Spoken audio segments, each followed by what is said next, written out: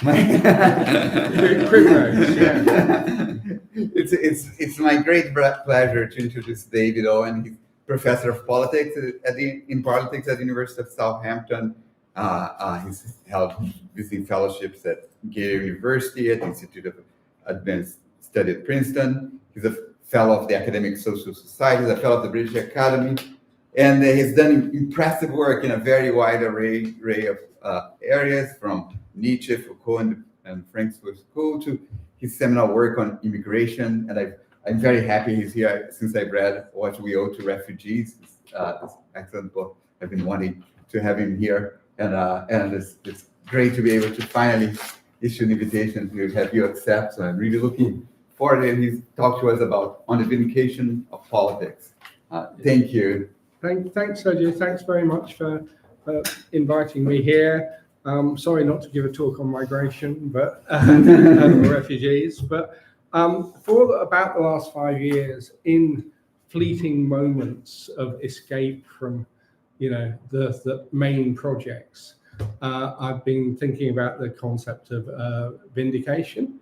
And I wrote a paper on vindication in ethics, and this is the sort of first draft of the kind of follow-up paper on vindication in politics. And I guess the background for this is in part my sort of deep love and respect for my friend Rainer Forst, and my ever increasing suspicion that the focus on justification doesn't capture everything interesting, basically, and not just in Rainer, but he's kind of one of the focus. So in terms of the sort of background for this paper, I guess that it started off with reflection on Bernard Williams and Machiavelli, and then kind of grew from there as I became dissatisfied with both of their views. So here we go. So there are two ways in which you might think that politics is analogous to war. The first is that it's oppositional. Political disagreements are conflicts. There are typically winners and losers.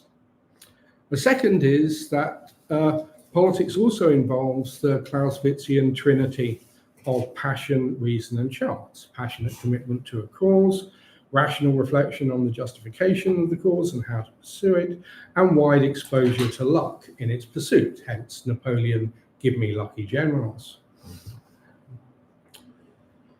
There is, however, crucially, an important way in which politics is disanalogous to war. Namely, that the kind of constitutive means of politics, the means constitutive of the practice of politics, are not those of organized violence. Now, I start with this because the analogies highlight the point that political responsibility, this is a claim I'm not going to defend, and you're very welcome to come back to me on it. Political responsibility cannot be captured, as some think, wrongly I think, moral responsibility can be, by reference simply to that which is in the agent's control. The disanalogy draws our attention to the point that sustaining political relationships is an achievement, and one that needs to be continuously renewed. And the next 4 years next door may be interesting from that point of view.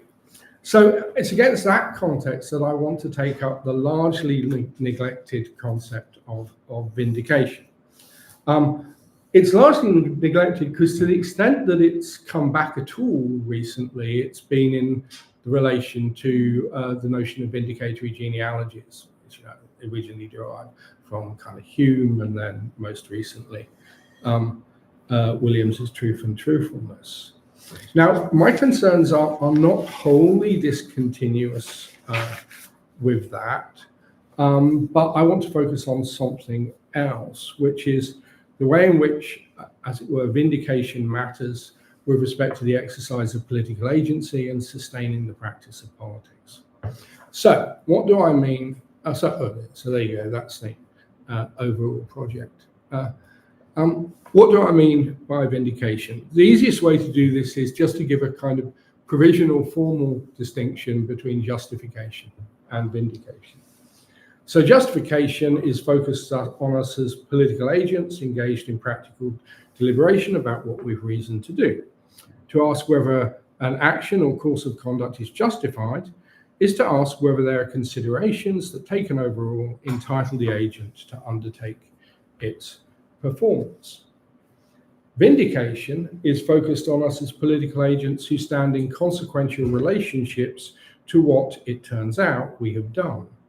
To ask whether an action or course of conduct is vindicated is to ask whether the relevant agent has, all things considered, reason to affirm, or at least not regret, that they engaged in this action or course of conduct. Each of these sets up different reflective stances for the agent. So in the case of justification, the question of whether our actions are politically justified can be seen as instituting a reflective stance and form of accountability directed at our ethical lives as political beings who owe consideration to each other in virtue of our relationships. It requires that an agent demonstrate that the practical deliberations that understand their actions acknowledge the claims of what we owe to each other, and if not, provide reasons that fully or partially excuse this failure. Now, it's important to note that it's integral to this kind of accountability that one should be in a position to apply the justifying considerations at the time of choice. Okay, so at least in principle, the justifying considerations must be, ideally available at the time of choice. So to offer this kind of accounting is thus to demonstrate whether the exercise of our agency is such that no complaint can be upheld against us in respect of what we owe to each other, and hence no sanction, formal or informal, can be legitimately applied to us in virtue of this conduct. The reflective stance that vindication sets up, and the form of accountability that goes with it, is directed at our political lives as partisans, as participants in a field of conflict in which we seek to realize political goals that we value, and thereby shape the character of our political relationships and the constitution of our political community. The form of accountability in play here, in asking whether we have, all things considered, reason to affirm what we've done, poses two questions: whether we have reason to value the values that we seek to realize, and whether we have reason to affirm the conduct in which we've engaged in the light of the effects to which it has given rise. So we basically have kind of two different ideals here. Justification, if you like, is for an ideal of rightful conduct, and vindication is a kind of ideal of, as it were, political self-affirmation. That is the affirmation of oneself as an effective and valuable agent, or the group one is involved in as an effective and valuable agent, or whatever. So what I want to do in this paper then is to try and think about the relationship between justification and vindication. So, it's a nice 2x2 box, of which, of course, I'm going to ignore the bottom one. So we've got conduct that's justified and vindicated, conduct that's justified but not vindicated, and conduct that's not justified but is vindicated. Now, the second and third of those fairly obviously take us into dirty hands territory, and I will be getting to that. But I want to kind of start with the case of where they actually run together, because I think it's actually quite important for drawing out some features that get kind of overlooked because everybody leaps to questions of dirty hands and political ethics and the need to act immorally at times and all the rest of it. So let's start with them running together, justified and vindicated. Okay. So it's sometimes said around the time of elections that there's a duty to vote, and that means vote well, that's grounded on a debt of gratitude or honor towards those who sacrificed to ensure that people like us had the vote. Okay, Chartists and suffragettes, civil rights movements. Now, whether or not we have such a duty, the fact that this kind of argument can be advanced draws attention to 3 points. The first is that we, from here, judge that their course of action to be justified and their efforts to have been vindicated. From a standpoint that is in part shaped by the success of their struggle, we hold that we have, all things considered, reason to affirm the restructuring of our political relationships that they brought about as the fuller realization of important democratic values.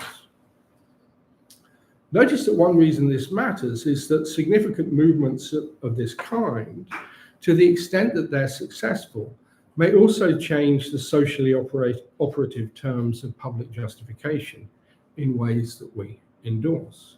So, for example, what appeared to be legitimate exclusions or justified paternalistic exercises of state power over women or blacks no longer meet the operative standards of public justification. Second point is that the appropriate form of acknowledgement of this relationship, of our relationship to those who sacrificed, isn't simply to respect them as democratic agents engaged in legitimate conduct, but also to honor them as democratic exemplars. And the third is that in honoring them, we situate ourselves as participants in a political history in which struggle and sacrifice can be called for, in which sustaining the values of democracy and overcoming obstacles to the fuller realization of these values may make us demands on us as inheritors of this history, who, insofar as we admire these democratic exemplars, can be motivated and guided by their example. Now, there are 2 objections that you might raise at this point. One's the historian's objection, which is that, it was much more complicated than that. I'm going to leave that aside. Sorry, historians. Because what I want to do is to consider the second objection, which is, if you like, the philosopher's objection, because it's more threatening. And it basically asks, what authority does the fact that we, who are in part shaped by the success of these movements, endorse their outcome, have for the vindication of them? So what reasons do we have to be confident of them, confident that our endorsement of them is not simply a causal effect of their success? To gloss a remark of Bernard Williams, the fact that one movement won and its opponents lost is not a reason to think that they won an argument. Okay, history isn't by itself vindicatory. So one response to the challenge posed by this objection is to argue that our endorsement of the relevant movements is vindicatory if we have reason to believe that reasonable persons who undergo the transition from the prior set of political relationships to the new set of such relationships would, all things considered, have reason to affirm the transition. We might aim to do this by showing they have important political interests that are served by the transition. So we might, for example, want to show that transition is better able to address the first political question, securing of order, protection, safety, trust, etc. Okay. So that would be, if you like, the Charles Taylor kind of reasoning in transitions move to make at this point. A second, less demanding response will be to show that there are intelligible imaginative roots whereby those who oppose the transformation could, in their practical deliberations, come to see that they have reason to endorse something that at the time of opposition they did not see they had reason to support at all. This wouldn't require that we show that they would have reason to affirm the transition.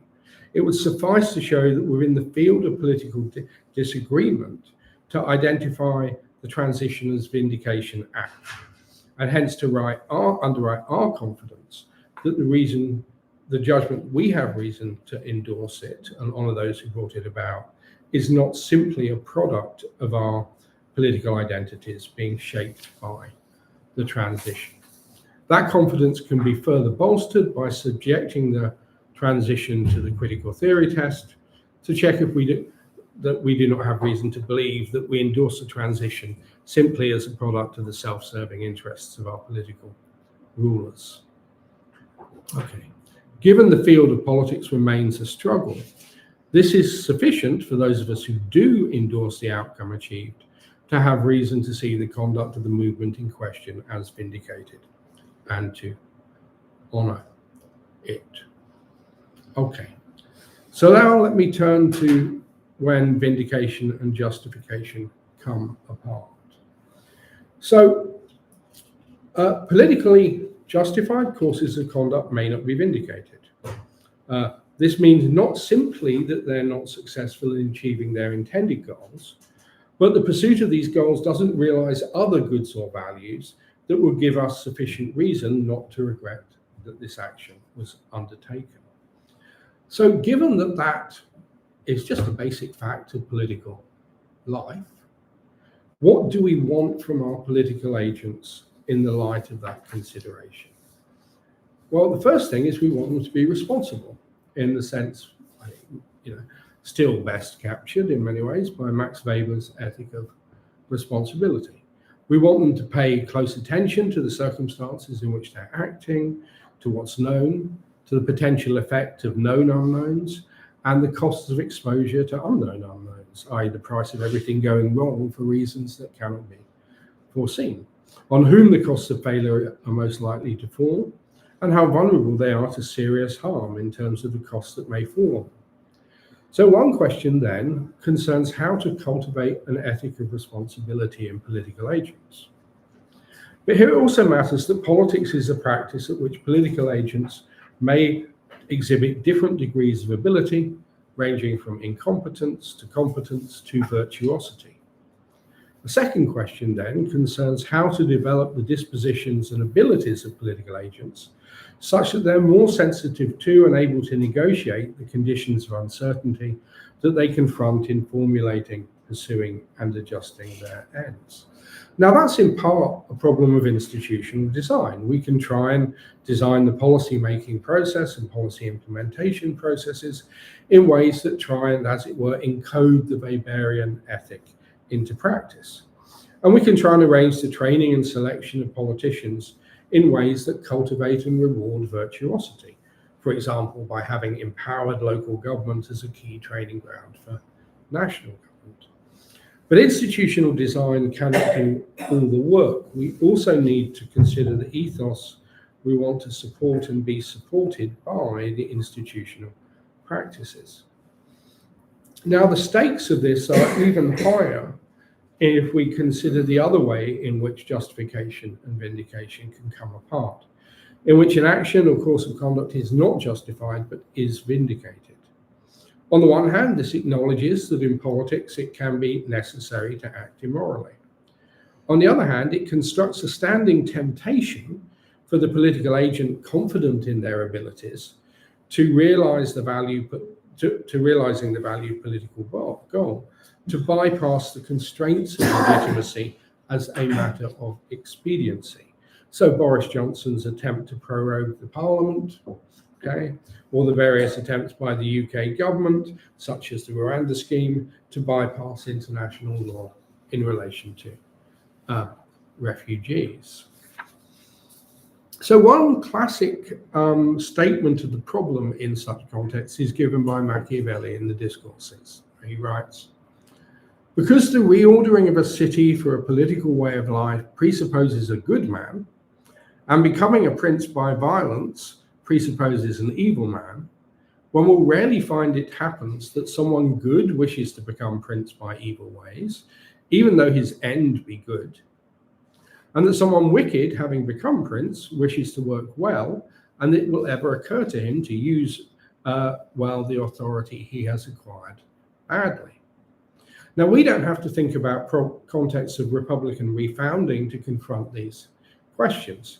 The question of what dispositions we want to select for in our politicians is a general one for political life, because the problem of dirty hands is ubiquitous in politics across all levels and scales. So to approach this question of capability and disposition and the, as it were, ethos, I want to begin by staging an argument between Machiavelli and Williams, which will be helpful in setting out some of the issues in play before moving beyond that argument. So in Politics and Moral Character, Bernard Williams argues that the ineluctability of the problem that political conduct is liable to require acting immorally entails that one should look for moral politicians on the grounds that only those who are reluctant or disinclined to do the morally disagreeable when it's really necessary have much of a chance of not doing it when it's not necessary. Now that seems plausible, but the argument both understates the problem and in doing so surrenders to it. The point is not only that we need politicians who will not act immorally simply when it's expedient, but also that we need politicians who will act immorally when it's necessary. And here Williams has little to offer. Consider that I may be a political agent who believes that there are certain actions that are and will remain morally abhorrent, but can nevertheless be politically vindicated. Although the fact that I have a moral disposition makes it unlikely that I will engage in morally disagreeable actions when they're not necessary, it doesn't license the conclusion that I'll act immorally when it is necessary. There's a significant difference between my having the belief that acting immorally in these political circumstances can be vindicated if the immoral action is successful in realizing the relevant outcomes, and my being willing so to act. Ironically, the inadequacy of Williams' argument hangs on a point that he's rightly made much of elsewhere, namely that it can be an ethically salient feature of my evaluation of an act that I did it. So think, for example, of his discussion of Ajax's suicide in Shame and Necessity. An alternative path is provided by Machiavelli, who turns just this ethical feature, the fact that I did it, into a resource for stating and resolving the problem that Williams avoids by introducing love of glory as the relevant political disposition. So how is this meant to work? So glory is a transhistorical good. It represents the judgment not of just of one's contemporaries, but of future generations.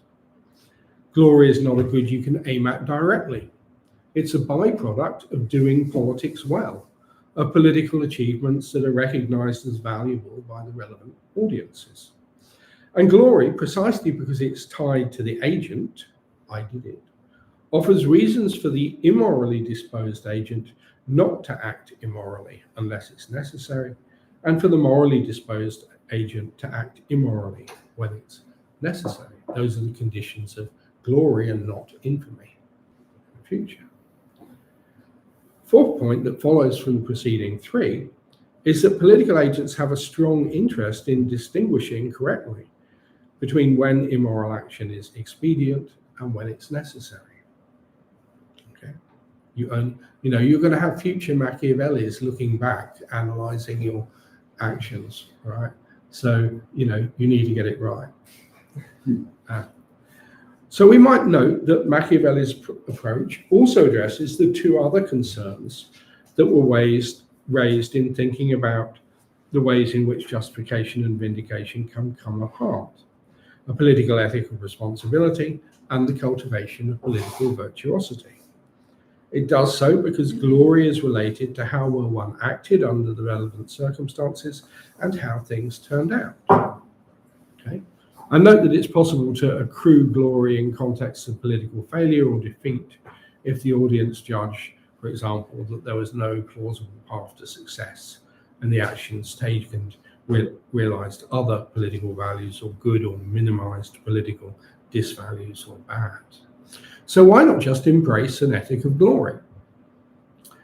Well, we don't tend to talk much about glory anymore outside of invocations of the glorious dead. This ethic persists in political agents' concerns with their reputation and legacy. No one wants to be Liz Truss, not even Liz Truss, basically. And this is one reason why politicians write autobiographies focused on their time in power as an attempt to shape how what they've done is memorialized. The problem here, however, is precisely that the same stress on I did it that enables this political disposition to resolve the problems that Williams' account left us with, itself generates a serious problem. This is that it leads easily to the thought with respect to achieving a valuable political goal, that it's more important that I do it than that it is done. So, for a current illustration, so there's an important difference between wanting a political achievement to be realized and wanting it to be me who realizes it. So for a current illustration, we might note that before he was forced out of the race, Biden commented that he'd be okay to Trump if he lost to Trump, as long as he'd done his best. Okay, right. That is not the relevant question. The relevant question was, as it were, whether anyone else was likely to do better. Whether that's turned out to be the case with Kamala or not, it's interesting counterfactual, but Biden went too late, basically, and left them with a paucity of options to choose. Maybe no one else would have done any better, but it's the wrong way of framing the issue. And this isn't just an issue for individuals. It also applies to joint agents and collective agents, such as political parties, who are often concerned with whether they'll be credited with the achievement if successful or debited with it if unsuccessful. That's particularly often a concern in context of coalition, for example. So we seem to have a problem. Neither Williams's nor Machiavelli's responses to the question of what kinds of capabilities and dispositions we need from the polity to be responsive to the potentially immoral demands of circumstances is adequate. So one possible route to move beyond that may be through what we might call a service ethic. And here I take us back to the social movements with which I started, the suffragettes, the Chartists, and civil rights movement. So here we saw agents who are willing to make often significant sacrifices to realize a political goal, overcoming what they, in those cases, rightly saw as an injustice. The motivation for undertaking this course of conduct wasn't tied to glory, individual, shared, or collective, but to their community and its future. There is an orientation to the judgment of future generations here, and the fact that it's this specific political agent who's addressing the injustice.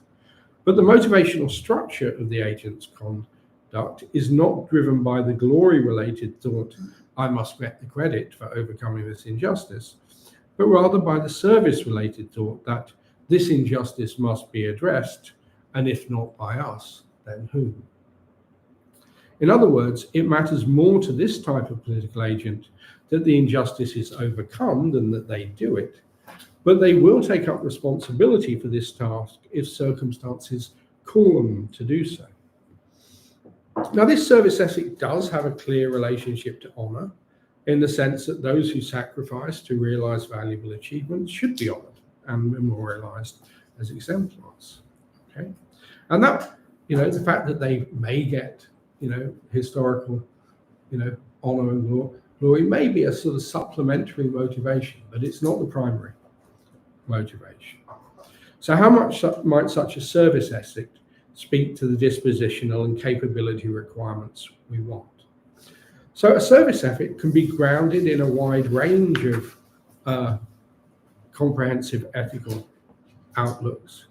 But if it's to stand in the right relationship to the polity, to be responsive to the potential immoral demands, it demands more than this.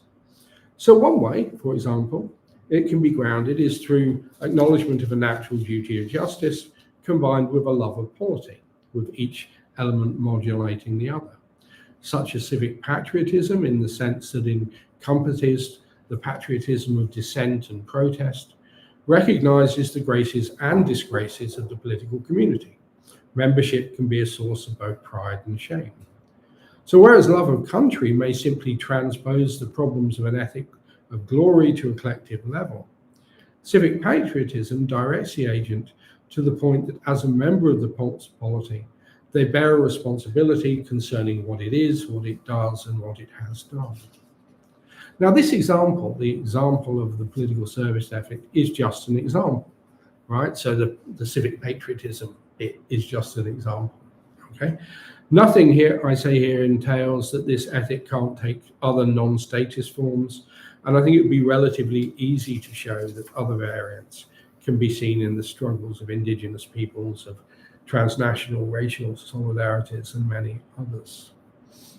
Okay, so the suggestion here then is the service ethic can overcome the problems we saw with Williams's accountant and Machiavelli's. Okay, I want to end, if I've got time. Have I got time? Yeah. Okay.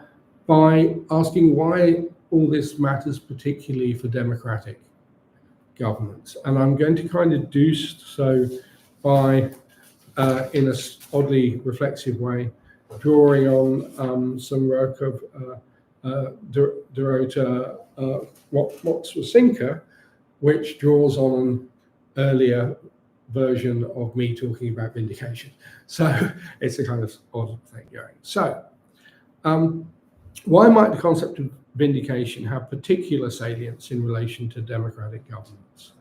So in her important and illuminating work on necessity arguments in relation to state secrecy in the democratic polity, Dorota Motzwasinka has pointed out that the two major narratives, political survival in the face of national security threats and government capacity for action, in terms of which necessity arguments are framed, follow the logic of the raison d'etat tradition. And she notes, that tradition is antithetical to democracy, in that it conceives of secrecy along with other special powers adopted by the state in situations of necessity, as creating a space for an exercise of power devoid of the moral and legal principles that govern liberal democratic states. The necessity argument cannot escape this problem from the perspective of political morality or the perspective of legal theory, because an appeal to necessity cannot be codified in terms of the moral and legal principles that the political authority exercised by democratic government presupposes. Hence, the necessity argument fails to present secrecy as an exercise of democratic authority and fails to escape the anti-democratic implications of reason of state thinking. So contrary to what proponents of the necessity argument claim then, necessary secrets are not a legitimate form of democratic governance, but are suspensions of legitimacy that, while they cannot be justified, can be vindicated. So, how then do we, as it were, institutionalize the issue of vindication? Okay. So there are two ways you can go here. One way is where a government is seeking to, exercise a power of secrecy or hold things back, or other special powers of that kind. They have to have some democratic method of authorization that applies to the specific policy. So just being elected would not be sufficient. So, for example, you might imagine like a suitably vetted mini-public. Right? Politicians come in, they give the reasons, give the arguments, someone else gives the counter arguments, the mini-public deliberate and authorize or don't authorize. The other way is to do it retrospectively. You wait until they've done the action and then you have a political trial. Not in the sense of Soviet show trials, but in the sense of a trial for the political action that you have undertaken, and a suitably composed jury decides whether or not, as it were, your actions were vindicated by what they brought out. So if Dorota is right, and I would recommend her work to you, if she is right that state secrecy is a suspension of democratic governance from the standpoint of legitimacy, that it's, as it were, necessary but illegitimate action, okay, then the question of institutionalizing vindication becomes a significant political one. Now, her argument does hang on various things. So it hangs on, for example, that the idea that deontological thresholds don't work. basically. So it's not an uncontroversial argument. So I'm only saying conditionally, if she's right, it helps to illustrate the point and why democracies would face the question of how do you institutionalize vindicatory judgment. Okay, so I'll stop there. Thanks very much.